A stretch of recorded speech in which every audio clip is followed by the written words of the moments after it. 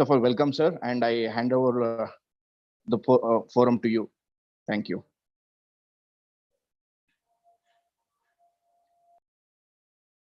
Shri Gurubhyo Namaha Harih Om.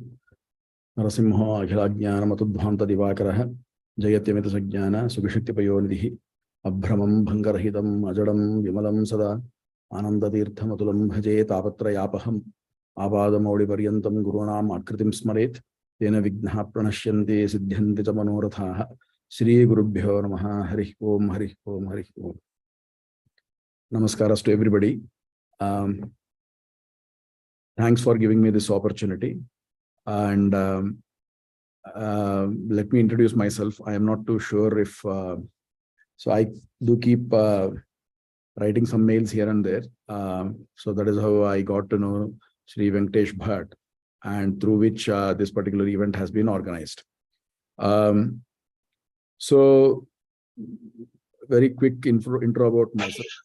I'm assuming that people here are if I speak in English, and therefore I will continue in speaking in English. Do let me know if something is not clear, or you want something to be changed. I'm fine with Kannada also. So I graduated from IIT Madras in 1995, and I worked with Infosys for 14 years. Then I did 2 startups myself. When I quit Infosys, I was basically heading one business unit, which was like for a particular technological field, portals and content management and things like that. I was. Am I audible enough, or do I need to increase my volume? This is okay, right? Slightly, please. Slightly increase. Okay. So I spent 14 years in Infosys. By the time I left, I was having almost like an 800-member team, and I was, it was a proper business unit with P&L responsibilities. And later, I started, along with some friends, we started one company called Moonraft Innovation Labs, and again, we spun off another company, which we called as Senseforth AI Research. I started spending more time on that. We had successful exits on both these companies. So we had one was sold to one company in US, and another one to a company in India. I am right now working as part of Fractal. So that is my introduction. And from the average person's perspective, right? This is reasonably successful in the sense that, I held decent positions, and we made some reasonable money in both the exits. And it was, we were able to provide employment to others when we had these companies. And so all good, right? I mean, so we will come. I wanted this introduction as a segue into what I'm going to talk about now, which is that of career and spirituality. So while I did all of this, in parallel on the social side, I helped some of my friends start a school called Purna Pramati. Those of you in Bangalore, especially in the Girinagar or the Vidyapita area, right? You may be aware of this particular school. So we started this school, and it has been now. We also had a Gurukula kind of thing in somewhere on the outskirts of Bangalore, near Magadi. Both my children, basically, they studied in Purna Pramati, and now my son is actually on his way for higher studies in mathematics. And this is purely on the Laukika side. I have been a student of philosophy almost for now, I don't know when, from 98 or so. I started going to one teacher, Sri Panduranga Charvaikar, for studying Sumadvija, because I was curious to understand, I was curious to know what Sri Madhvacharya did. And it started there. I read few books here and there, but there was no serious interest at that point of time. But slowly it picked up. The best change came in me when I heard that Madhvacharya has given a very solid argument, very solid argument, which nobody else has given, in fact, right, for why we should believe in the Vedas. I think that was a good turning point, and we'll talk about that very briefly today. Yeah, so that after that, I have studied under various teachers. Sri Satyanarayana Char, I'm sure many of you may be knowing him. He is the principal of Purna Prajna Vidyapitha here. He started teaching Bhagavatam. Prahladacharya, he is now the Sri Vidya Sresha Tirtha, who is the head of Vyasaraja Matha, right? He started with Gita Bhashya then, and now it has come to Brahma Sutra Bhashyas and some other some works like Chandrika, which are generally taught to very advanced students. He's been able to teach even people like me. So that is, and even Haridas Bhattru, I think you may be knowing him, who was a retired principal, but more importantly, he's I mean, both of Vidya Sri Shatirthu and Haridas Bhattru are called Mahamohopadhyaya. They have that title, which is very important because it means that they have in-depth understanding of certain core subjects. Now, so I have been studying under Sri Haridas Bhattru also, and all while managing my regular career, this thing. So with this introduction, let me pause for a moment and get your mind on what do you think I have had a successful career per se, right? I mean, at least many people that I meet, they seem to think that it is decent, not bad types, especially because of all the reasons that I mentioned. But I am not so sure myself, actually. And yeah, I'm not too sure myself, simply because it all depends on what do we mean by success and so on and so forth. I want to know if any of you think what is meant by successful career, right? Because we need to think about that before we say whether I have had a successful thing or not. I'll tell you another instance, right? I mean, you may be seeing my this kind of people in your regular day-to-day life as well.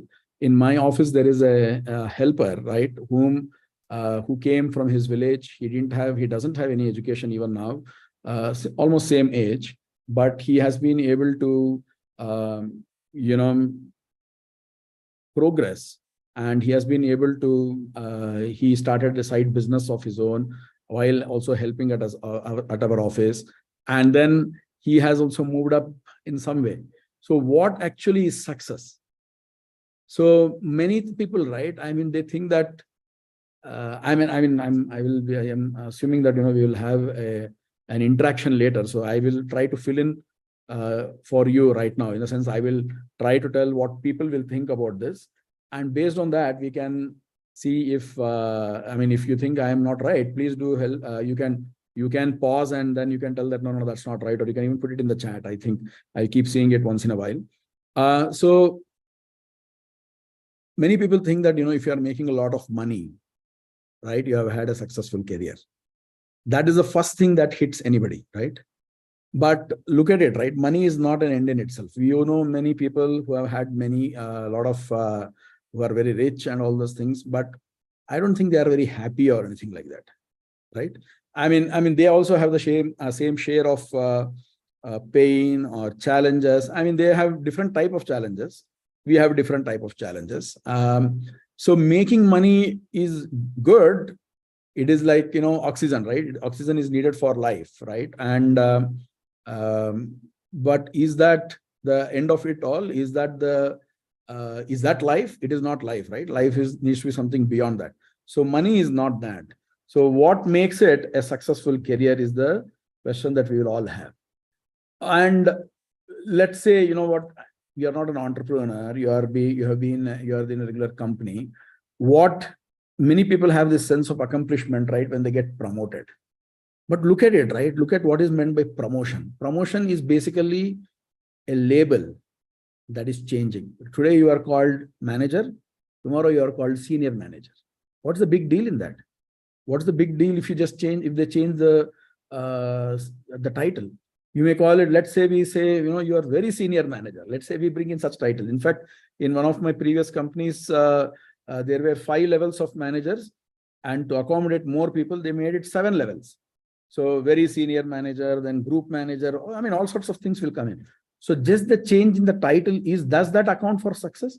Unfortunately, many of us think so, right? But after a while, we start seeing through the fluff, right? We understand that it's only the change in the title, or it's only the, some benefits may come here and there, but that's very minimal, What is the true thing that brings you satisfaction, or that gives you the feeling that you are successful? Now, so, I mean, the other thing is people say, okay, I mean, I'm not telling something which is totally new, or what is that? I do understand that many people get this thing. It is not radical or whatever I'm saying. So many people get that. So what I have seen, at least in the last, whenever I have interacted with people, right? There is if your job has a sense of accomplishment, right? If your job has a sense of accomplishment, okay, look, I was doing this, now I'm able to do something more and better. Then there is a sense of accomplishment that counts for success. That is the definition of a successful career. But that also is little loose, right? I mean, what do you really, I mean, if I keep a goal saying that, I will go to office today, that is my goal, right? Will I have sense of accomplishment with just that? So at the end of it, you need to really think really think a lot on what does success mean to you, right? You need to define this thing. And I had these questions right at the beginning of my career. I went into the college because, of the, what you call as herd mentality, right? Everybody writes these competitive exams and everybody rushes to these colleges. If you get into a good college, you go there, and then that's the end of that particular stage, right? You have successfully crossed that stage, right? So far so good. But what does after my college, I have started having these questions, right? I mean, what does success actually mean? Now, it is not just about the career, if you look at it, right? I mean, the success part of it, right? Question is, let's generalize, or let's take it to other parts of this thing, right? What about successful life itself? Can you say that you have had successful life or not? Now, that is a trickier question. That is not going to be easy to answer, because at least in career, right, you have certain defined parameters, right? You can say money, title, or whatever it is, right? And there is a timeline. What about life? I mean, so you'll say, okay, are you a successful husband, or successful wife, or successful child, or so on and so forth, right? Are you playing those roles properly? Are you successful in your education? So everywhere this question comes. So the more you think about it, right, someday it will hit you saying that, what, this life, right, if I have to call it successful, right, you need to measure success based on what the goal or the purpose of this life was. If I know the purpose of my life, and if my life, whatever I have led so far, if it is aligned to that, then you are successful. Otherwise, you are not successful. So with that, right, I basically went to understand, check, how do I determine the profession as a purpose of life? Because life was given to me by, it was not my choice that I said, okay, I want to be born here, and, I was born in a certain family and circumstances, right? So how do I determine the purpose of life? And this is where our Adhyatma comes in very handy. And it basically tells that, see, there is a certain creator who has given you this life, right? Parents are one thing, but there is a certain creator.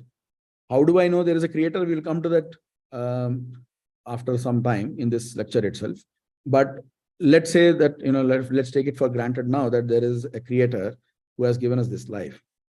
So whatever he or she has ordained as the purpose of this creation, if my purpose of life, my life has to be aligned to that creation.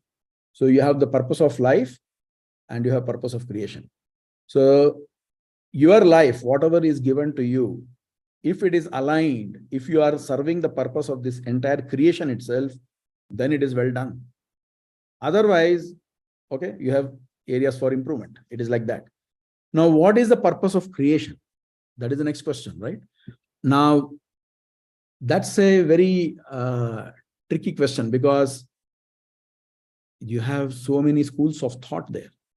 You have so many people saying there is no creation at all. You have people who are saying there is no creator at all. And so we will cut short all of those things. Or rather, let me give a short, quick response to that. So our understanding of anything beyond our senses is driven by the scripture, which is Veda, primarily the Veda. Why should I believe in the Veda? Because Veda is called Apaurisheya. These are the arguments that Sri Madhvacharya has given in his works. And it is important to know some of these things, because this sets these are foundational, these are fundamental. Once you get clarity on these aspects, everything else takes off from here, right? I mean, you will become successful. That's the main idea. So the purpose of so Veda is authoritative. We have to accept whatever is there in the Veda, because it is Apaurisheya. It is not composed, it is not authored by anybody. Now, what does this imply? It means that it is flawless. If the flaws in a text come because of its author. If there is no author, there is no flaw. Very simply put, this is the logic. Okay. There will be questions around, what the fact that there is no that there is no author itself is a belief. All those things will be there. We'll keep those aside. Let me tell you the overarching so-called architecture of how Madhvacharya's doctrine and how it works out, and most importantly, how does it make sense to people like us, right? So his point is that the Veda is Apaurisheya, and it was not his point alone. There were other people who told the same thing. They accept that Veda is Apaurisheya, which means that it is flawless. And because it is flawless, you do not you have to accept whatever is there in the Veda. So because the Veda tells that there is God who has created, we accept that there is there is God. So unlike some other schools, or unlike what you see in what you consider as so-called Hindu in many of these WhatsApp groups, we do not say that there is God on the basis of logic. See, logic is limited to what you see, and it is limited to your sensory inputs. If I know that there is, since I've seen many instances of, let's say, fire and smoke together, if I just see the smoke, I say there is fire. Okay. So logic is limited to what you can see and what you can feel and so on and so forth. You can apply logic over there. You cannot apply logic to something like purpose of life. What is the purpose of life? What logic can you apply there? Because there is nothing that can tell you there. So there are people, in fact, ignore purpose of life. Even some things like right or wrong, right? Who is going to tell you whether it is, people admit that there is no yardstick. There is no universally acceptable yardstick for right or wrong. So all of these are not, they are made, those statements are made when people do not understand or know about Veda Apaurisheya. The moment you accept Veda Apaurisheya, and it is logically, it is incumbent that you understand, you accept it. It is imperative. It's a logical imperative. It is not something that, it is not a belief system out there, right? So what Madhvacharya has done is to basically show the Veda Apaurisheya on very strong logical grounds. And based on that, we understand the nature of the creator the purpose of creation. Very interesting thing here, right? Why did God create this world? I mean, look at it, right? If there was no purpose for God to create this world, right? Why will he even create it? I mean, it's not like he's doing time pass. So even when a person is doing time pass, right? It means that that person is bored. Okay, he is not happy. But the Veda is telling you that God is extremely happy. Then why should God create this world at all? In fact, if you say that this serves a purpose for God, it means that there is lacuna there. There is something missing in God. So all of that is avoided by, again, only Madhacharya gives a very good answer there. He basically says that, there are 4 cases, 4 reasons why volitive action happens. Am I audible? Yeah, okay. There are 4 reasons why volitive action happens. When I say volitive action, basically there is intention behind a particular act. Okay. So one is, when you want to avoid pain, or when you want to maximize your happiness. These are the 2 commonly known things why a certain act happens, right? For example, you go to work so that you get money, and because of which you will be able to fulfill your other requirements. Okay. Similarly, you take medicines so that you can avoid or get rid of diseases which are causing you pain. Now, so this is the fundamental principle on which all human endeavor lies. Okay. The Sukhameva me syat, dukkham anagabi mabhut. Let me have only bliss and not an iota of pain. That's the purpose which drives every one of us. And it's not just humans, right? Even if you look at animals, their behavior also driven by this particular principle, right? I mean, it is very natural. It doesn't have to be told or taught, right? Now, look at the same thing here, right? So all of our activity, you can see that either it is for increasing your happiness or decreasing or avoiding your pain, avoiding some pain that is going to happen. Acharya says there are 2 other reasons why action happens. When a person is extremely happy, right? When there is intense bliss, okay, there will be some action coming out of him. That action is not done with an intent, with a purpose, okay, for that to benefit himself. For example, he says yatha nartana, right? So a person can dance when he is in extreme bliss. Okay.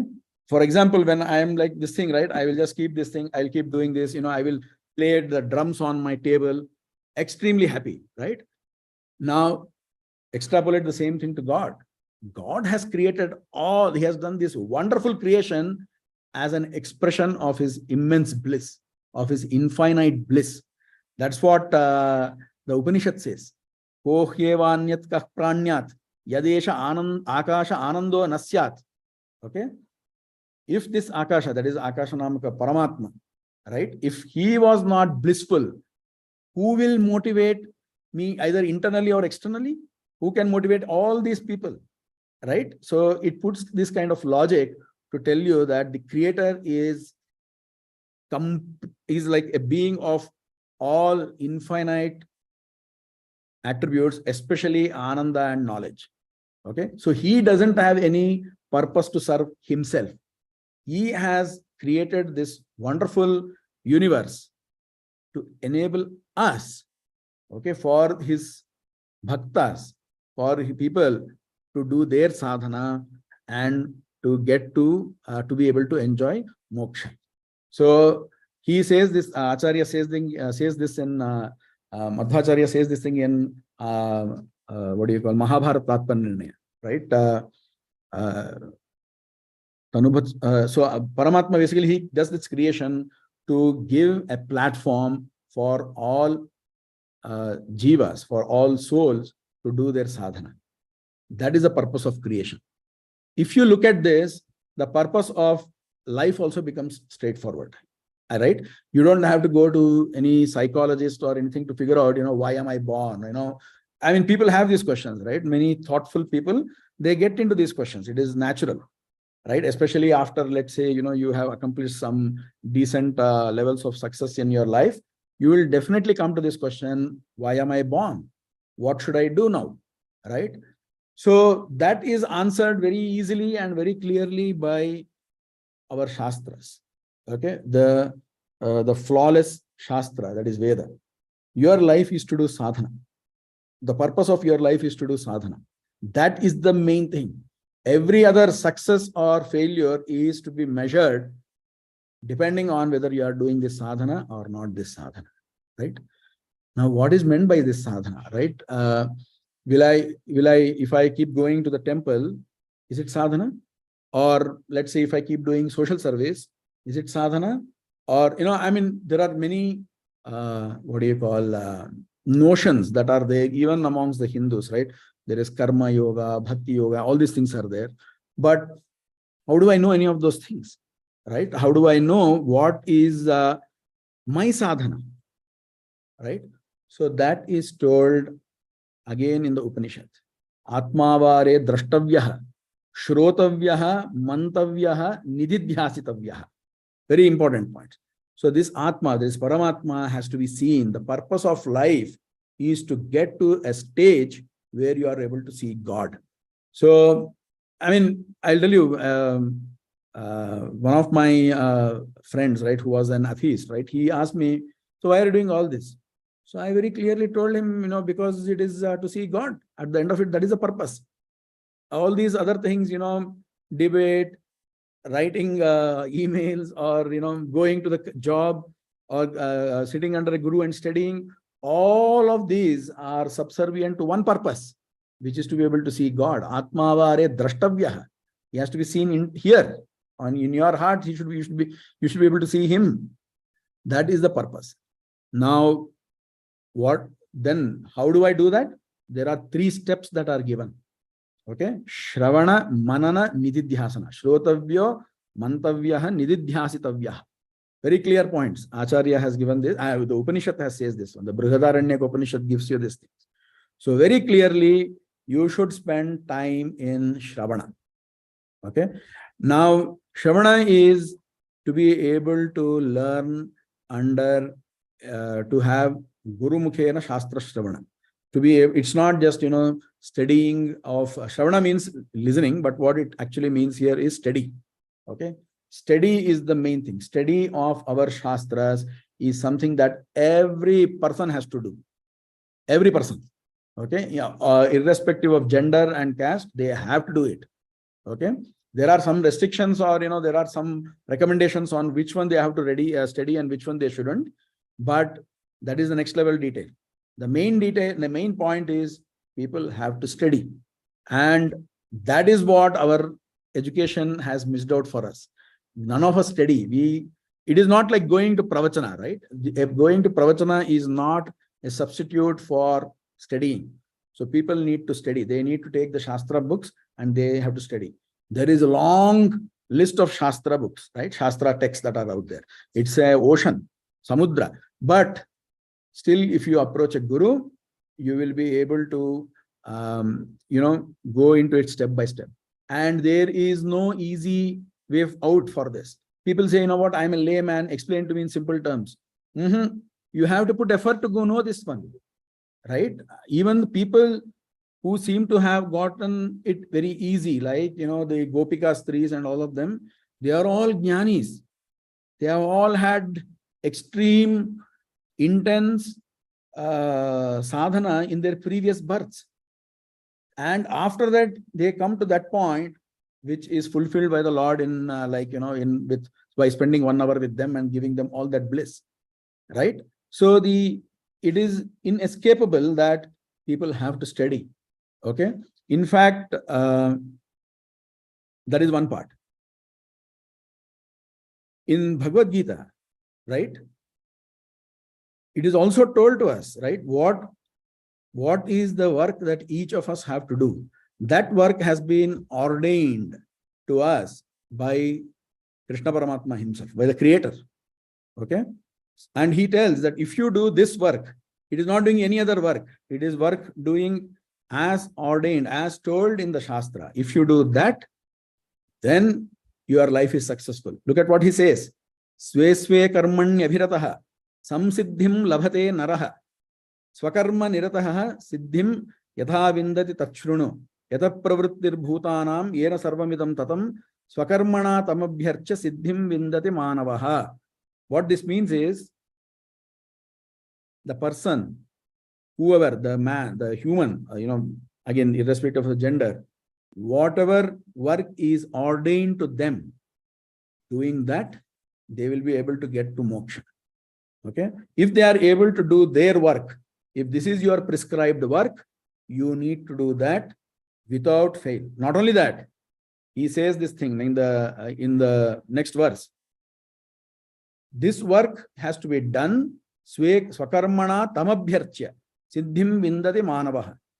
A person who is thoughtful, who is who doesn't just do things for the sake of doing it, such a person, if he takes his work, whatever has been vihita, whatever has been ordained on him, whatever has been prescribed to him, if he or she takes that thing and submits that as puja of Bhagavan, okay, then it is the best, that will lead that person to progress. So the definition of a successful life is to be able to do your swakarma, okay, and then submit that to Bhagavan. So this is not my just judgment. This is what Bhagavanta himself has told.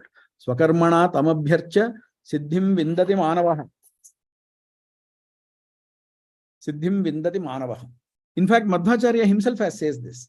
Svavihita vritya bhaktya bhagavad aradhanameva paramo dharmaha tadviruddha sarvopya dharmaha. Okay?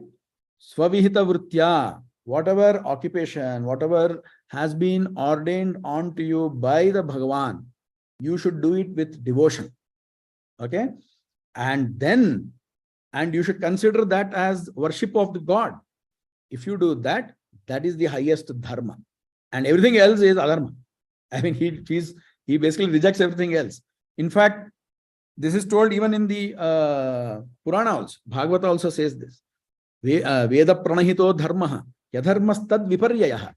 Right? Whatever is told in the Veda, basically whatever is told by Bhagavan as, okay, this, if you are a Brahmana and if you are a married man, these are your activities. Those you should know. So we may have all these, parameters that we do not, that we, value very highly, money, status, lifestyle, number of followers in today's world, right? If you want to get a beneficial nod from your creator, you should do his swakarma.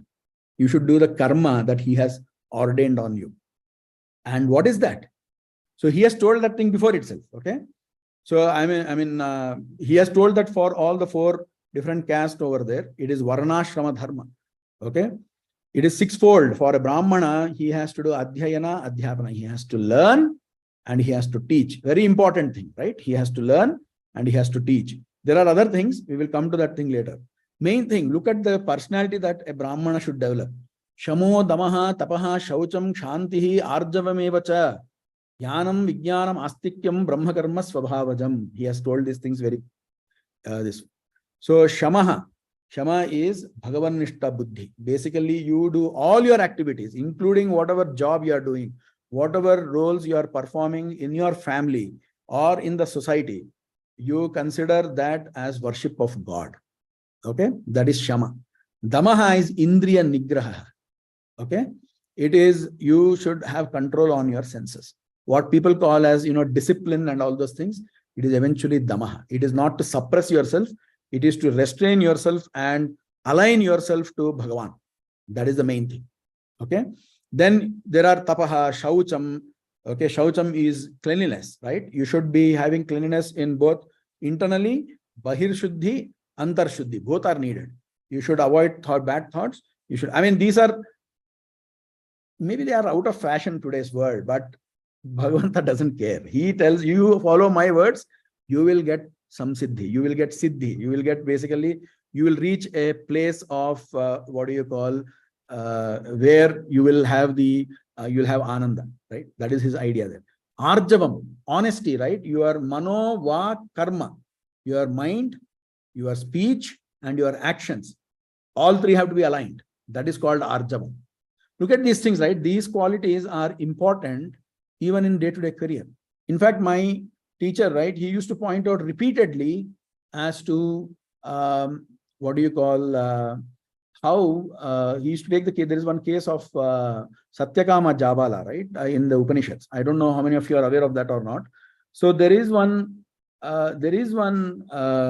case, right, where Gautama, is a Rishi, and Satyakama goes and asks him, please give me Upadesha, Brahmagyana. And Gautama says, but I need to know your Gotra, right? I need to know who are your parentage, and based on that, I will figure out whether I can give you that or not. So he will go and ask his mother, and the mother will tell, look, I was very busy then. I really do not know your Gotra, and your father is not here now. Right? So there are different interpretations on this one, saying that, one is father himself is not known. She was some sort of midwife kind of thing. But Raghavendra Swami, he says that she was a regular householder, but she was so busy in the household activities that she did not know the Gotra kind of thing. So this is actually, from a social point of view, this is little embarrassing, right? You do not know your father or the Gotra. But the boy doesn't hesitate. He just goes and tells this thing in front of everybody to Gautama. And Gautama says, look, this is the hallmark of a Brahmana, a Trivarnika. It is, you have to speak truthful. You have to speak truth. That is a natural trait. And therefore, if you are that, therefore I will give you Brahmajnana. The Upanishad has further details on, how Satyakama Jabali himself becomes a Brahmarshi. Okay. So the point is, honesty is extremely important for us. Okay. Look at this thing, right? There were many situations in my own, this one, where something messed up, and, I did not have any hesitation in going and telling, yeah, I messed up. It was a mistake from me. I got totally in this thing. In fact, I have told that, I'm incompetent. You have to give it to somebody else. And for whatever reason, they felt that, if a person has realized that the mistake is his, he is better suited than a person who thinks that he will never not make any mistakes at all. Right? So all these things help in your career also. It is, I will come to that thing in the next, after some 10 minutes or so, right? So then the next quality that is told is, for a Brahmana especially, is Jnana and Vijnanam Astikyam. Any work that you do, there needs to be astikya. For example, let's say, my product pitch failed. I tried pitching something and it did not work out. I should say, this is Harisankalpa. Bhagavanta doesn't want it to move forward. That's it. And to be able to relate everything to Bhagavan, right? It gives such peace of mind. It gives such balance of mind that you'll be able to take more, sensible judgments later, decisions later, right? And I'm talking about as if, balanced mind and all these things, whatever, they're all the byproducts, right? That is not the main purpose. Main purpose is to be able to obtain Bhagavan's grace. He should say, yeah, good boy, you did a good job. That's what your life was meant for. If he's able to say that, your life is well done. You have led a successful life. Okay. So coming back, for a Brahmana, and Jnana is the main thing, right? Jnana and Vijnana are the main thing. You need to know Lord. You need to spend time in trying to understand Bhagavan. And the source of that is Shastra only. Okay. There is no other way you can understand Lord. And we should get rid of this mentality that, I am a layman, explain it to me in easy terms. No, everybody has to spend time and effort according to their capabilities and start understanding. So in fact, after I studied some of these things, before I went to job, before I go for work, I spend at least 5 minutes. Okay, sometimes 15 minutes, at least 5 minutes in actually opening a book and studying something. Okay, it helps immensely, right? I mean, the cumulative effect after 10-15 years, I don't know the age group of people here, but especially for people who are less than 35-40, please spend time in going through, even learn Sanskrit, right? And it doesn't take much time. Learn Sanskrit, get into Shastra, go to a guru and get it. In fact, Acharya says, if you cannot get a guru, if you are in some location where there is no guru, study yourself.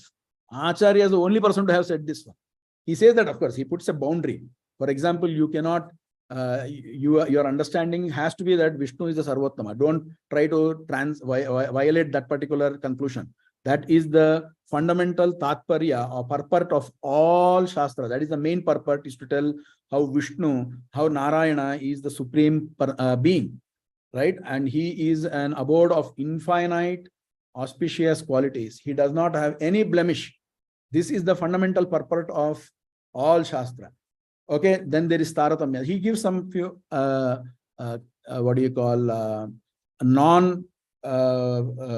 non-negotiable aspects.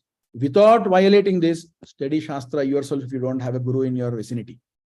Acharya is the only person who has said this thing. Okay, therefore, and he also tells this thing, Swakarma Viprasya Japopadesho. Okay, so for a Vipra, Swakarma is Japa and Upadesha. Japa is not just sitting and doing dhyana, right? It is to be able to study. Upadesha is again not to just give the Upadesha of the mantra. It is to be able to teach other people also. So in fact, there is one Dharma Shastra which says that Sarva Varnanam Brahmano Guruhu. So it is our responsibility in the society to be able to teach others.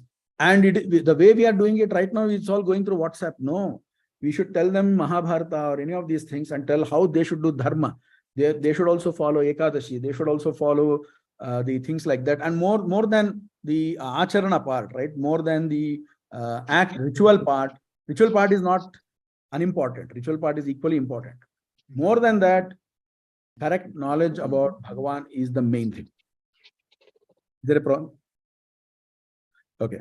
So now the main thing is, this is the fundamental yardstick by which you determine whether your life is successful or not. Okay. Now, as I was trying to mention, right, it is not just with Shravana. There is Manana that is needed. There is Dhyana also that is needed. Manana means basically you ruminate, you contemplate on whatever has been taught to you. Very important part. See, I mean, none of the other, non-Hindu schools, right, they teach this Manana. They do not basically encourage questioning. They do not encourage rumination, contemplation, and trying to subject whatever you have been taught to logical analysis. They expect you to accept things on faith. Our school of thought is absolutely the reverse. We encourage questioning, and to the point that it is not just for showing off or just to upset another person. You should do questioning to be able to get rid of doubts yourself. That is the main idea. And only when you have heard it from a guru, only after you have done enough contemplation, you will be able to see Vishnu and then do dhyana on him. So unlike many institutions that say that I will teach you a crash course, right, for doing dhyana or contemplation, and our Acharya is very clear. Samyak nischita tattvasya nididhyasanaya bhavet. It has to be samyak nischita. You should understand this tattva in an extremely conclusive manner. And that level of conclusion or conviction will come only when you have subjected that to logical analysis. Okay. So this is why Acharya's point is that you should do these three things, and that will lead you to God. And in fact, all the subsequent teachers who have come in the Madhva Sampradaya, they are very clear that the fundamental steps are Shravana, Manana, Nididhyasana. That is what constitutes sadhana. In fact, in one of the works, right, Madhvacharya says this thing very clearly. what is meant by Guru Seva, right? There is one more thing which is very, which you hear very often in our circles, right? Guru Seva. So people think that, if the Guru is under in some Vrindavana, you keep doing this Pradakshina, or if you try to help that Guru, the main Guru Seva is Shravana. You should study. That is the main thing. Okay. Now, so I mean, this is the main, so I would like to highlight that from a sadhana point of view, Shravana, Manana, Nididhyasana are the 3 steps, of which Agnyascha Shravanam Shreshtham, for a person, for an illiterate, for a person who does not understand the nature of Bhagavan or his activities, Shravana is the first thing. That is the most important activity. So if you have to choose between, let's say, going to one temple and doing some 10 pradakshinas. On the other hand, if you have the opportunity to study a text, a Shastra Grantha, let's say like Gita or something like that, this is more beneficial than this one. You should go to temples and all those things so that you are able to get rid of some obstacles to doing this sadhana. Okay. So if you have to cook, right? What is the main activity? You cut all the vegetables and then putting it on the stove and lighting the fire. That is the cooking part, right? So not studying is like not even lighting it. You are putting everything there, but you are not lighting it. Okay. So that is where there is trouble. As a society, right? We are degrading because we stopped giving importance to knowledge. We stopped giving importance to manana, basically to analyze, to vada and to have that kind of debate, right? And to understand, with the primary intent to understand our Shastra or the nature of Bhagavan. We have stopped giving importance to these things. That is why you find that, and we are all like any other school of thought, which is basically indulging only in activities that keep up our family and society. But actual keeping up, actual progress, actual success is if you are able to align yourself to what Bhagavan has told as the purpose of life. And in fact, in Bhagavata and in other places, right, he says it is not just for you, right? Even for your family, right? Your responsibility as a father or a husband or a son or whatever it is to bring all of them aligned to Bhagavan. Okay. There is one, I'm not able to get the verse right now. Priyan Daran Parasmai Sannivedayet. Ishtam Ahutam Dattam. All of these things, you have to finally say, God, these are yours. Whatever you have given me, I acknowledge that. And, I have tried doing my part, again, based on your prerana. I did not do anything on my own. You have done this thing. Therefore, take this thing back. That nature of submission should also be developed. If you are able to do this thing, then it means that you have had a successful life. So let's again, summarize. Let me summarize a little bit before I go further, right? So first thing, the Veda is the one which tells us the nature of Bhagavan. Veda has to be trusted because it is Apaurisheya. And such a Veda tells that there is a creator who is full of bliss, who is extremely happy, who doesn't have anything to get from this creation. And he has done this creation to enable us to do our sadhana. And the same creator has given us this life to do the same sadhana. You cannot say, oh, that's one more important point I forgot. Many people say that, okay, this life, it's only this much for me, right? I will worry about, for example, ensuring that my children have 2 square meals to eat in a day. It doesn't work like that. Okay, it doesn't work like that. Acharya has told in Bhagavata Tatparya Nirnaya, you should, without prayatna, without trying to move up, we are all arvak srotas, which means that if you try to, there is no way you can stand where you are. You will by default keep falling. You will by default degrade. Okay, unless you put an counter effort. You put an effort to counteract that and to progress in the spiritual way, in your spiritual knowledge, you will by default fall. That is the nature of this particular species. Okay, Acharya has told that thing, and based on, he has given the evidence for that. And which means that every life you are accountable, you should basically spend in doing Shravana, Manana, Nididhyasa. And Shravana of Shastras from a Guru, and so on and so forth. That, if you are able to do, this is the purpose of life. If you are able to align your purpose of your career or whatever it is to this life, to this purpose, you are well and good. Okay. Now, this is where there comes a little problem. See, if I am working in a software field, right? I am in an IT sector. I'm sure there are people in other professions which are not even listed by Bhagavan in either Gita or any other Shastra, right? For example, let's say there is one web designer or an accountant or something like that. How should they treat this thing, right? So the main point there, Acharya again mentions, he gives some other solution for this in Mahabharata Tatpar Nirnaya. He says this: you should fundamentally have japa and upadesha, which is adhyayana, adhyapana, as the main thing. So the first thing that at least I try, the way I try to follow whatever Acharya has said, is to say, or whatever is told in the Shastra, is to basically do that thing little in the morning before I start for work. I mean, as much as possible, right? I tried doing that, and it has helped me immensely. And I'll tell you, I'm not the only guy, and it is not even special. There is nothing unique about me, right? I have seen many others. Okay, there is one person who is a professor in IIT, and now he is in IASC. He has done much more in-depth study than me. Okay, many years ahead of me, though he is younger to me, right?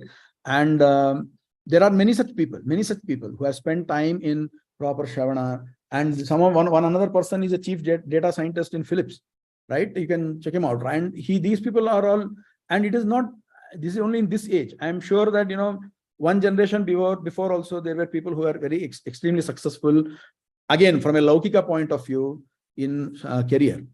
But their satisfaction, the food for soul, where will it come from? It will come when you are able to align yourself to Bhagavan. With that, there is only one small point that I want to mention. The idea is we should do both. Okay.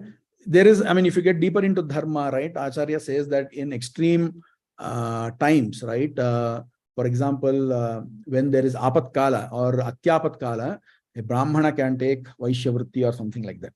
Let's say we take refuge under that, and we say that whatever we are trying to do is some sort of vaishya vritti. We are doing something that is not ordained on us. But still to ensure that we are doing something, right? Aligned to what Bhagavan has told in Gita, you should study. You should study in the morning and then only move ahead. So, Swalpamapyasya dharmasya trayate mahato bhayat. Bhagavanta himself has told this. You do a little bit also, it will ensure you, it will protect you from great fears later. Trayate mahato bhayat. Bhagavan has told that thing. So therefore, our career or our life, it has to be successful. You need to have element of study of Shastra, contemplation on top of that, and then intense meditation of Bhagavan as a consequence of the first two activities. If that is there, it is good. Within the career itself, all of these things will have some, positive results. For example, if you are able to study Gita, Shastra and all those things, it will give you balanced mind. It will give you the capability to be honest without getting, too overwhelmed by the circumstances or with the consequences, right? It will help you maintain a pleasant disposition. It will make you endear yourself to others. All these things are byproducts. The main objective is, are you aligned to Vishnu or not? That's what you have to check about. And if you can say to some level at least that you are aligned, then you are successful. Otherwise, you are not. Okay. And that's why people may have any money, any this thing. And by the way, there will always be challenges. There will always be challenges. Bhagavanta himself tells this thing, right? Till moksha, do not assume that you are going to have everything very, very, easy. You will always keep having challenges. And it is not just for people like you and me. Indra also has to go and fight against asuras, right? And Vayu also has to come and then fight asuras. Everybody has tasks to do. Okay? Bhayad Agnistapati. Because they don't want to displease the Lord, Agni is afraid of not burning other things. That is his job to do. So all these devatas also, they say, yes, boss, I will do as per your wish. So we should also do that thing. His wish is that we should engage in adhyayana and adhyapana.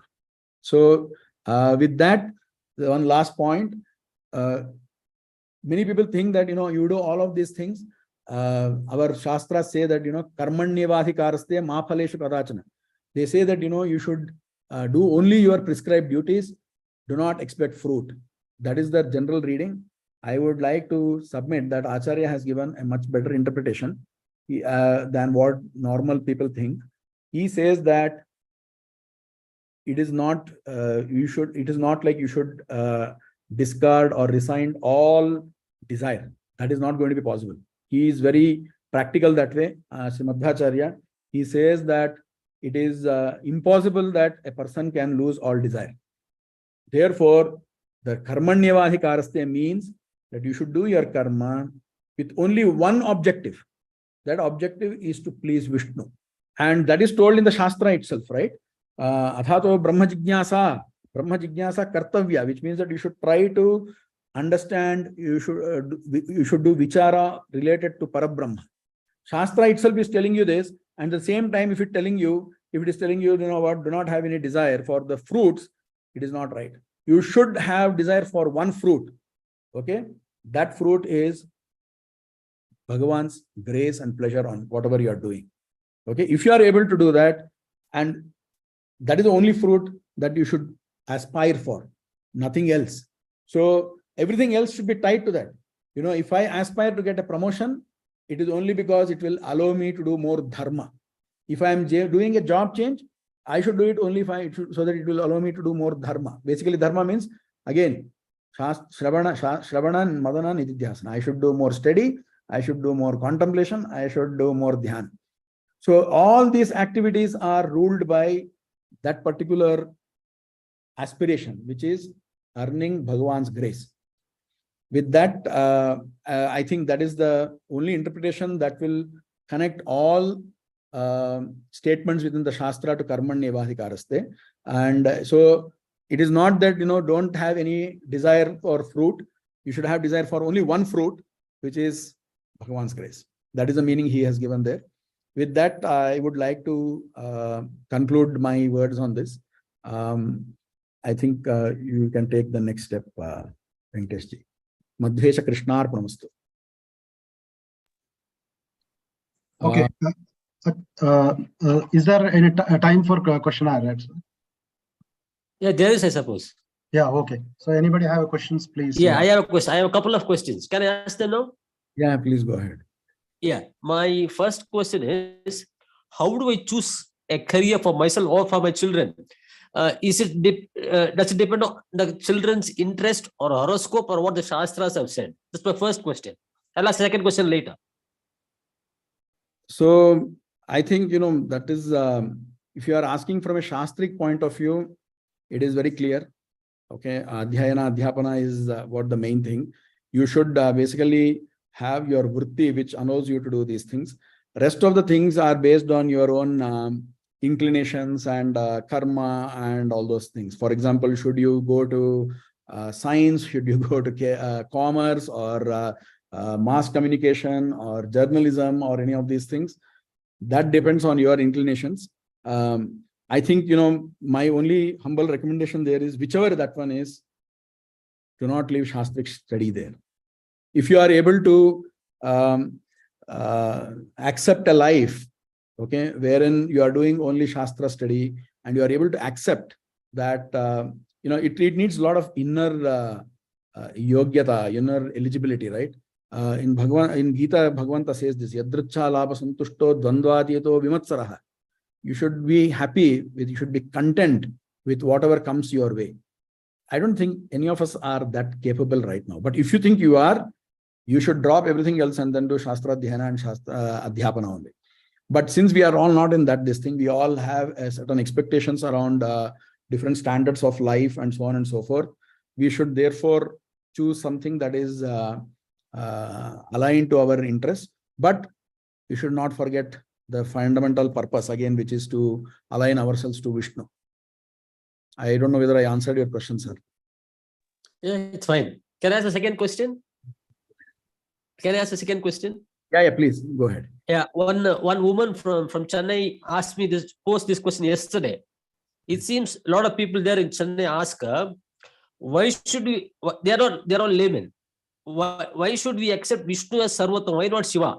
They don't study Shastras. How do we answer a common man's question like this?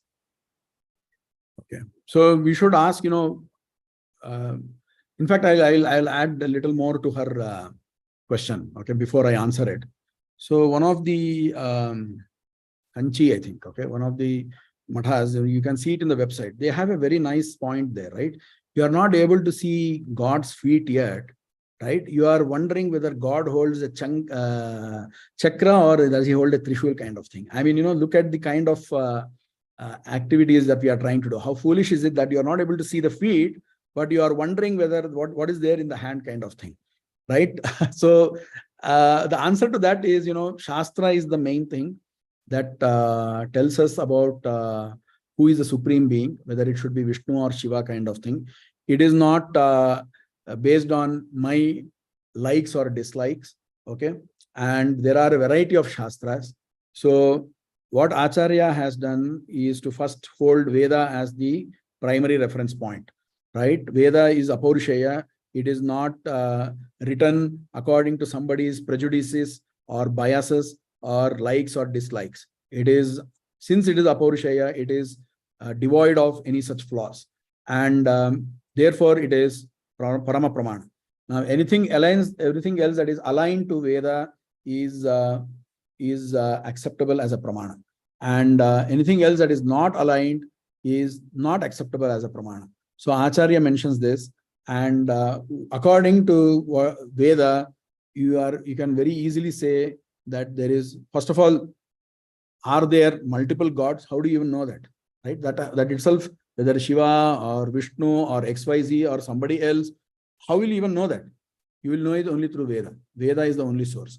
And that Veda tells you that Devanam Namadha Eka Eva, or Dyo Deveshu Adhi Eka Eva. There is one God who is superior to everybody else, right? Yamantas Samudre Kavayo Vayanti, right? Whoever is the being who is sleeping on the ocean, who is resting on the ocean there, that is the person whom the Jnanis extol as Parabrahma. Okay? And Shastra also tells, Eko Narayana Asit, Na Brahma na Shankaraha. So there are Shrutis, there is Vedic statements which tell that Vishnu is the supreme being, and Rudra is not, or Indra is not, or Aditya is not. And there, based on those statements, we basically say Vishnu is supreme.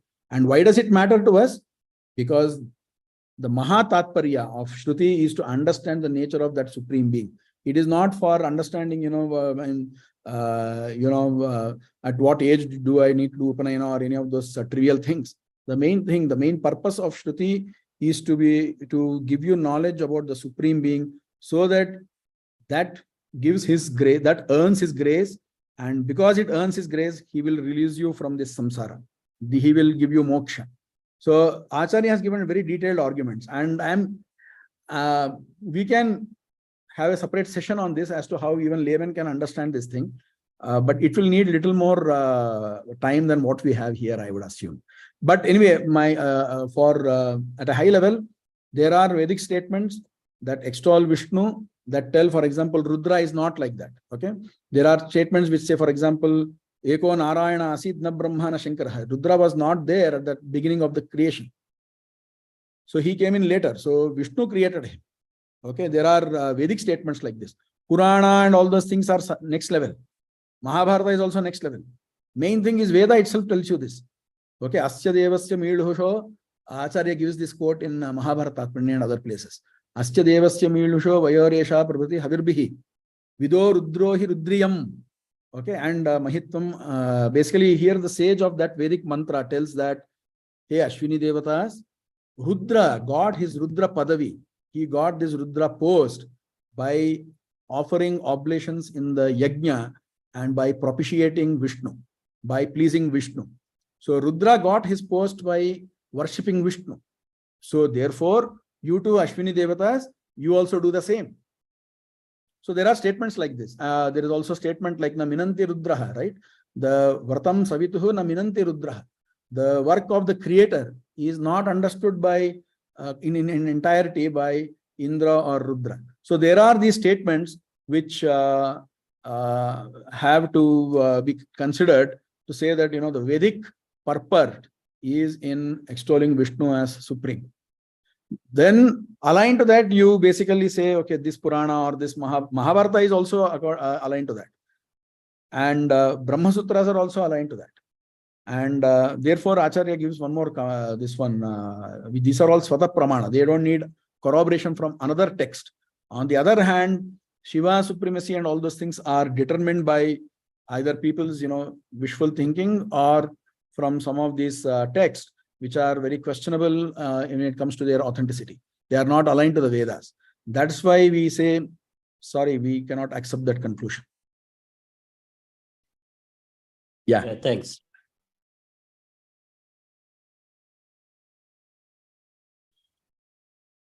Anything else? Yeah. Can I ask another question? Before Okay. Venkatesh Bhattji, 1 minute. Now, Yes. your first question, he answered telling that as per our inclination, we may go for medicine or engineering or commerce like that. Now, first thing is we are Brahmins. Swakarmana means adhyayana, adhyapana, all these things, shastra, srotavyam, all these things. But when, as per our inclination, when we go for medicine or commerce, can we treat that itself is a swakarmana? Very nice question. So, I mean, I will, whatever occupation you have taken up, right? Can you treat that as swakarma, right? So that is the secondary meaning that, you know, we have given to please ourselves, right? But if you read the Veda, that is not the thing. The Vihita, Svavihita Vrittya Bhaktya Bhagavad Aradhanam eva Paramo Dharmaha. Before Bhagavanta says, what is this swakarma? Before he says, you know, swakarmana siddhim, swakarmana tamabhyarcha siddhim vindati manavaha. Before this, he tells what are the swakarma for different varnashramas. Okay, that is what I was, Danam, Shamam, Shamam, Damaha, Tapo, Shaucham. Those things are mentioned for Brahmana. That is all given by him only. Okay, so he has mentioned what are those swakarmas. We may say that, you know, that was true then. In today's world, we will have to do some adjustments. Well, go ahead, but that is your interpretation. That, I mean, that is our convenient interpretation. That is not told by the Shastra. All we can do is to say that, okay, I cannot do 100% Brahmana Dharma. Let me do at least 2% or let me do at least 1%, which is to study. That's all we are doing here. Yes, sir. That we can do along with our profession. As you rightly said, we can do 10-15 minutes that. And in our profession, whatever profession we choose, yat karoshi, that itself, whatever I do, that is puja of Bhagavan. Yes, so, we should do that. In fact, Acharya Bhagavanta himself has given that one. Yat karoshi tat kurushvam adarpanam. He says that thing. So whatever you eat, whatever you see, you submit that to us. But he didn't say that that is vihita karma, by the way. He just said that submit whatever you are doing, right? Good or bad or whatever it is. Submit. What does submission mean, by the way? Are you going to give something to him in a platter? I mean, this is an important thing. Whenever we say Krishnarpanamastu, what is actual meaning then? So my understanding is the Anusandhana that Bhagavanta is the only Swatantra Purusha. Only he is the supreme independent being.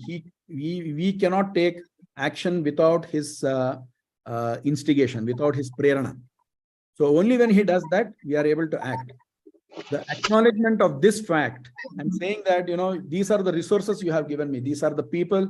These are the other resources, you know, money, laptop, or whatever it is, and vehicle, whatever it is, right? And you have all given me, whatever an act has happened through me and through these other resources is because of your prerana. And the acknowledgement of that is nothing but Krishnarpana. And that applies to both any karma. It is not just Vihita karma. And sir, I want to add further. I mean, how we understand is, see, the purpose of life is to see God. Okay. And every day we have to do 10-15 minutes, or we can do half an hour, Sandhya Vandanam and all those things. It can go up to 1 hour also. Fine.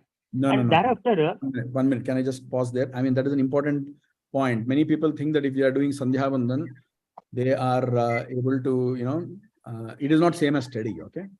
Sandhya Vandanam is needed to retain your Brahmanya, okay? So in Mahabharata, Yudhishthira, Krishna tells Yudhishthira this point. He says, whatever you do, and whatever, I mean, let's say, Kuryannava Nakuryat. I mean, I'm not able to get the right quote here. Maitro Brahmana Uchyate. Anybody who does Gayatri Mantra Japa, Gayatri is Mitra Namaka Surya, any Japa related to him, that is the Gayatri Mantra Japa. If you are able to do that much minimum, okay, then you can be called Brahmana, even if you don't do other things. So that is the lowest level. Before, after, if you don't do Gayatri Japa, if you don't do Sandhya Vandan, for some time at least, you are not considered to be Brahmana. So then you have lost your, what do you call, responsibilities, right? But that is one more thing. Many people, or many of us think Brahmanya as a privilege, but more than privilege, it is a very big responsibility, right? It is a lot of duties that come along with the Brahmanya on us. And many of us, we ignore the responsibility part, and we only talk about the privilege part when we deal with other people, right? That's a different point. But my main consideration I would like to submit is that Sandhya Vandana is to retain that, but that is not for your sadhana. That if you do Sandhya Vandana for 2 hours also, it is not considered sadhana. What will you do japa of? Your Dheya Sada Savitra Mandala Madhyarthi, all those things are fine, but that form has to stand in front of you, right? For that, you have so much of other karma that is going to block you from that. You do not even know why. After a while, you will start questioning, why should I listen to this Dheya Sada Savitra Mandala Madhyarthi? You will start having those questions. So at that time, eventually everything will come down to saying, why should I believe, or why should I do whatever I have been told to do? That all those questions will get answered only by Shastra Adhyayana. So Shastra Adhyayana is different, Sandhya Vandana is different. All rituals, they are all good. They are all going to help you earn enough merit or punya to ensure that there are no obstacles in your Shastra. It is like collecting all many vegetables. But lighting the fire is doing the actual cooking. Similarly, actually doing Shastra Sravana is the Shastra Adhyayana is the main cooking. Everything else is an accessory. It is not the main thing. Actually, sir, very correct, sir. And my question was actually where I was going is, now Shastra Adhyayana we will be doing. And if we do the Shastra Adhyayana at the early age itself, so the what is that, the popular, whatever we think, we are going almost a bit against it. So what I am telling, as per the Shastra and what we think, can we reconcile like this? Means he says, as the Swakarmana means Varna Ashrama. There is Varna and Ashrama. Ashrama means Brahmacharya, then what is that, Grihastha then Vanaprastha comes last. So that means Vanaprastha comes last, means after 60, once our this what is the Udyogam life is over, then if we start this, what is that, Guru Seva and to see God seriously, if we start, how it will be like. This is what. Actually, even for a householder, right, jnana is the main thing. Okay, and even for a brahmacharya, jnana is the main thing, right? Prahlada says this thing very emphatically. He says, right, kaumare acharet prajna dharman. He says that all these things, all this learning or whatever it is, should be beginning in the childhood itself. It is not for retirement age. In retirement, it is mostly for dhyana and things like that. And even a grihastha is expected to go through. I mean, the idea is that in brahmacharya itself, one level of study has happened, and in grihastha you are doing more and more advanced studies. Okay, and they are all related to the ritual, or about more and more Bhagavanta Drupa. In Vanaprastha you basically, some people say that Vanaprastha is not allowed in Kali Yuga, but in Vanaprastha you basically try to limit the external influences. And in when you go to the final stage, which is sannyasa, you totally resign that, and you say that I am not touched to any samsaric this one. I am now going to focus only on jnana. That's why the biggest thing for sannyasi is The instruction is given by Madhvacharya in his Yati Pranava Kalpa. He says, Vishnu sarvottamatvam cha sarvada pratipadaya. That is the main dictum. The main injunction is that, you teach others and yourself about Vishnu sarvottamatva. So Shravana Manana Nididhyasana is not limited by the ashrama. It is there for all of them. In fact, when this is told by Yajnavalkya to his wife, okay, who is very much in the Grihastha-ashrama. He wants to leave the Grihastha-ashrama, but she wants to stay there, right? So he is telling her, Maitreyi, he is telling her, Atmavara Shrave Shrotavyo Mantavyo Nijidhyasitavya. Right? Even later also, right? In Chandogya Upanishad, right? There is a Panchagni Vidya. There is one incident that comes there, right? There, Shvetaketu goes and he wants to win a competition or something like that, which a king has arranged. So the king asks certain questions, and Shvetaketu says, I don't know the answers to those. So he comes back to his father and says, I couldn't answer these questions. The father, Uddalaka, he says, oh, well, I also don't know. So they both run to the king, okay, he's already in his chariot and he's going to some other location. They run behind him. And he says, look, this is the vidya by which, Kshatriyas were able to rule over others also, like Brahmanas. I will teach you that, but I cannot teach you without, without you doing 1 year of service to me as a guru. So they say, we will do it. And both father and son, they do it. So the father is a Grihastha-ashramis, right? So the thing that, it is limited only to retirement or sannyasa or whatever it is not, it doesn't have good basis in our scripture, at least. Very clearly, you have to keep doing it all through your life, because that is the purpose of life at the end of the day.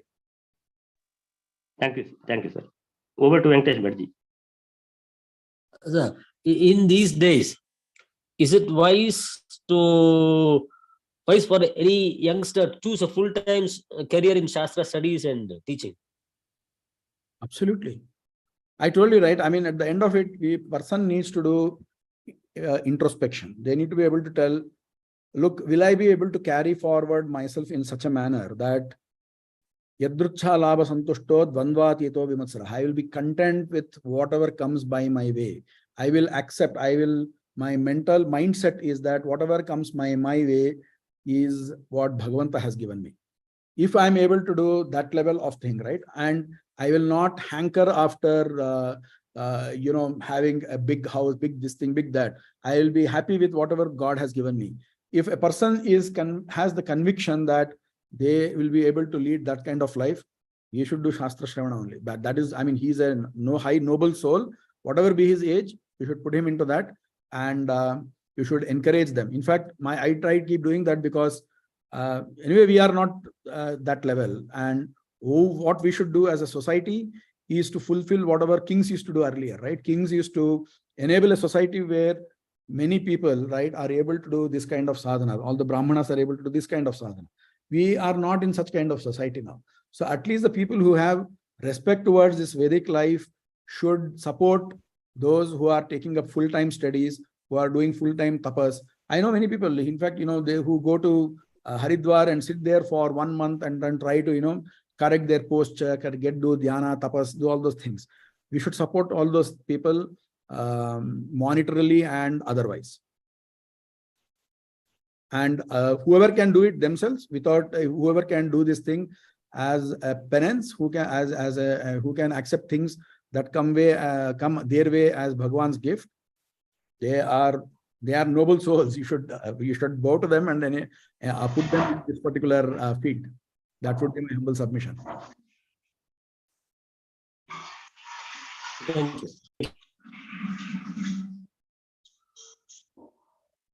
Anything else? Can I ask another question? Nobody else is asking, sir. Can I ask another question? Yes, I think 2 other people wanted to ask. Okay, I'll start. Venkatesh, No, I just saw that. Can I ask one question? Yes, please. Good evening, Krishna sir. Sir, the person who's completely opt to this spirituality is also fine. The person who is completely go to his career is also fine. But the person in between, like who want to make his career also, and he want to manage the spirituality also. People like us, I think majority of the people will fall in this category. So how to manage these both things? Because when it comes to a career, the people will start neglecting here, because the perception of the majority of the people is like spirituality should come after the retirement. So, but as you rightly mentioned, if you started doing spirituality after the retirement, it will not work. It has to come from the brahmacharya stage only. So, how to manage? Because I have seen many success people who have taken the spirituality from the beginning itself. So, how to manage? Can you just give a tips to how to take it forward? Sir, I will- Ram Ram. Ba ba ba ba ba.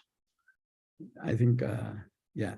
So I will give one simple, I mean, I'm nobody to give a big suggestion, sir. So I will tell you what I can tell from my experience. This thing is that, balancing both spirituality and career is indeed challenging.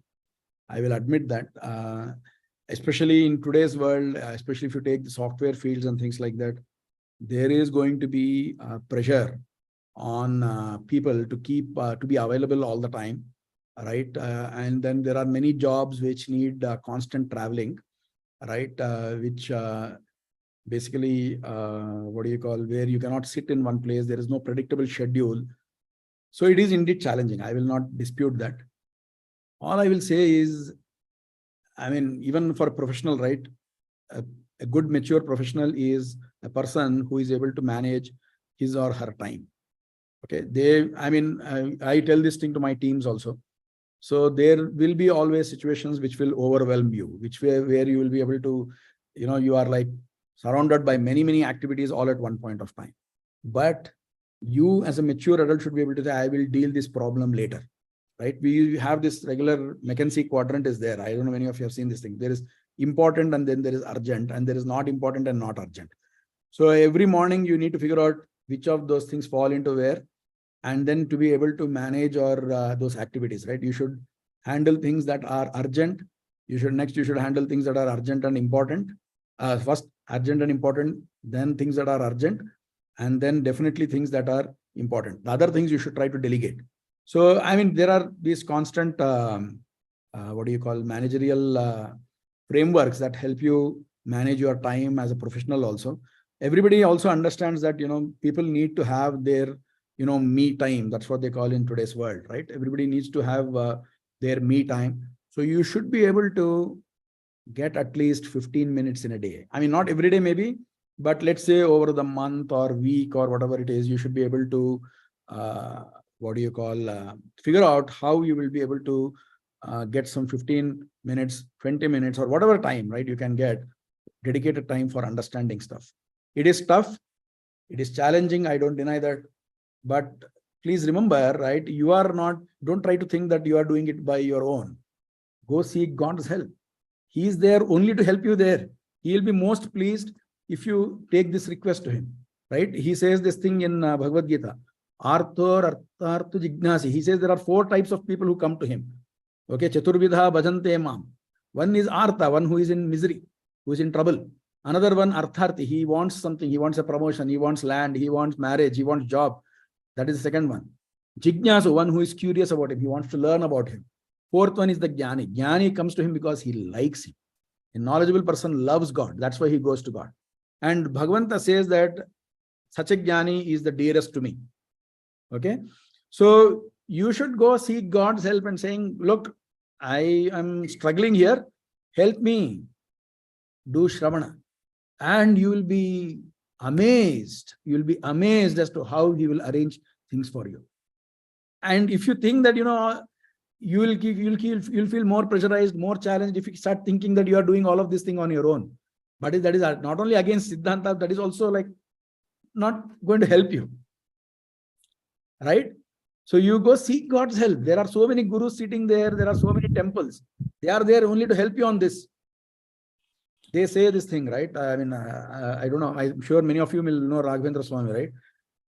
So he apparently many people go to his mantralayam and they do the seva to fulfill some of their wishes. So one Pandit also once went there, and he was and the usual thing is that Raghavendra Swami will appear in the dream and then give the next step or next something like that. So that happened for everybody else, but for this Pandit, he is waiting 3 days, 5 days, 7 days, nothing happened. So he thought, okay, maybe this wish is not going to be fulfilled. And he was about to leave. That night, Raghavendra Swami appeared in his dream and told, look, the reason why I didn't appear so far is I like the fact that you are doing Parayana of Nyaya Sudha, or, some big work out there. So our teachers, our gurus, they like the fact that you are doing Shravana. That is what is dear to them. So you go and tell them, look, I need your help. And you will be amazed at how they will arrange things for you. And I'm saying this not from my own experience. Many others have experienced that. Bhagavanta will do that.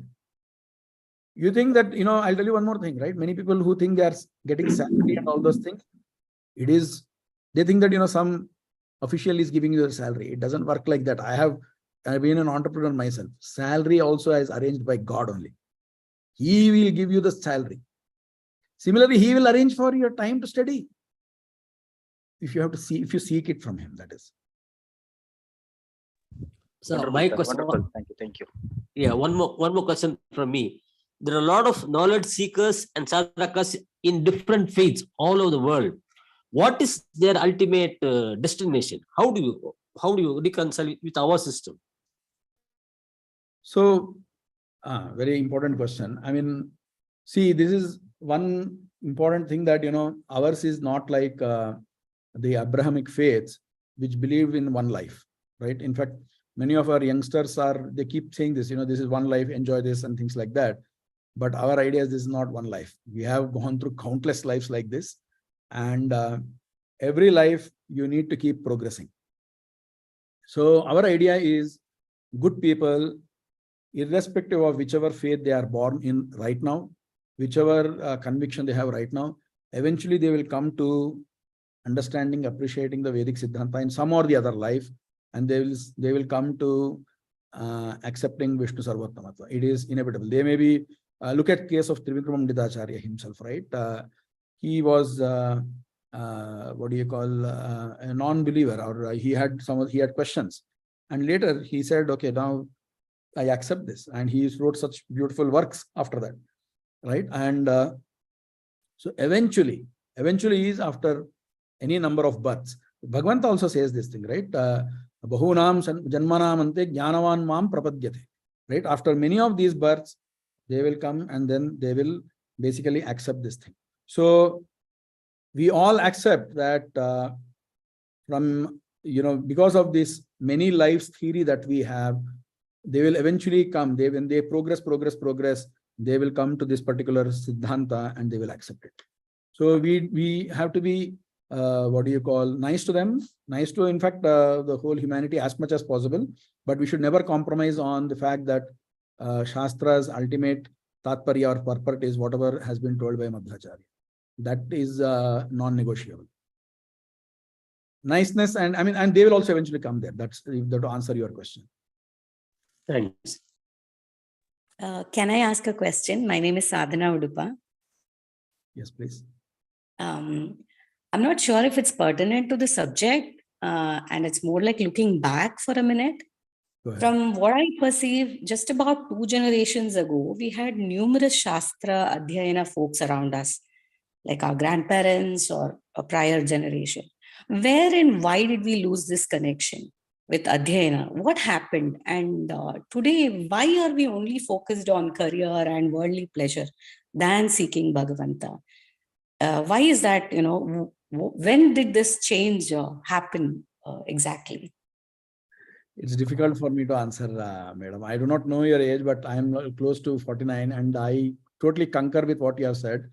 I think there were many people, right, who knew all of these things, but eventually they were kind of labeled bad. I mean, I know many families, scholarly families, right, who ensured that one child went into the Laukika way of life so that they are able to feed their people. I think eventually it became very tough for these people. I mean, if you look at the political regimes that were there some time back also, they were not very conducive for people who are like totally into Shastra, this thing itself, right?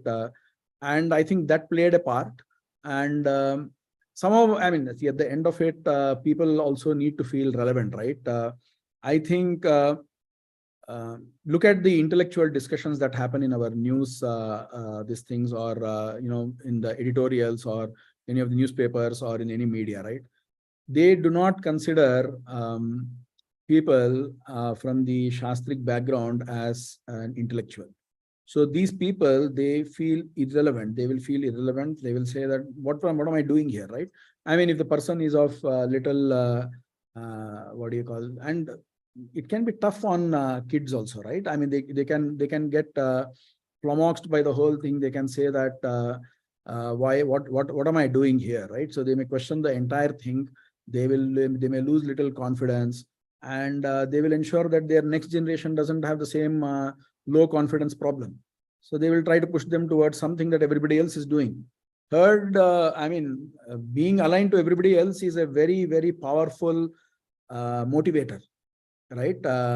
And it gives you certain comfort. So that's why I think people stop doing all of this, because the rest of the guys were not, rest of the public was not interested in this. They will come to you for a namkarana. They will not come to you for you as let's say a Brahmana priest. They will come to you for doing a namkarana, but they will not ask you what that name means. What should the boy do next? Can you teach him? They are also not interested in that, because, and that is what Kali is about, right? He will push you towards the non-essentials. I mean, it is a difficult. I'm sure you will get. That certainly doesn't mean that our stream was incompetent enough. I totally agree. Yeah, thank you so much. Yeah, so just one more question. The scope of Shastra study is the same for both men and women? Scope is, I mean, see, yes, it is. Okay, I mean, that is a very loaded question. So the question of adhikara comes in there, who can study what kind of thing, right? That is we will not take that question there. I mean, the reason is that, it can go into different set of questions on, why there is distinction, or why is there discrimination and things like that. So at a high level, I will just say, what our system, right? Our caste system also, for that matter, our varnashrama dharma, whatever is there, it is a platform for equal outcome. Okay. And when I say equal outcome, basically, see what do the current reservation system, what do they try to accomplish, right? They try to ensure equal opportunity for everybody. Okay. And they enforce some affirmative action or whatever it is to ensure equal opportunity. Okay. There is some beneficial thinking in that. There is some good thing also in that line of thinking. But our focus should not be on, at least when it comes to Shastra, our system is geared for equal outcome. If a lady does this, she will get moksha. If a Purusha does this, he will get moksha. Both things are different. They are not same. It is not the equal, activity. But the outcome, which is moksha or whatever it is same for both. And not for just for lady and this thing, it is across all castes, across everybody, it is equal outcome has given. Bhagavanta is supposed to be devoid of partiality and Vaishamya and Nairgrhanya. He is very kind, but he's equally just. He gives you the platform for you to do your job, to go to the next step. That's why he has not given us moksha right now. So, but he has given us platform for us to do our sadhana so that we can become deserving for moksha. So he balances both justness and kindness together. And he does this across all species. It's not just, why are you thinking about me, right? Or humans. Look at those 2 tree trunks that were there in Yashoda's household. Nobody bothered about them. Bhagavanta went there, broke their curse and ensured they move forward.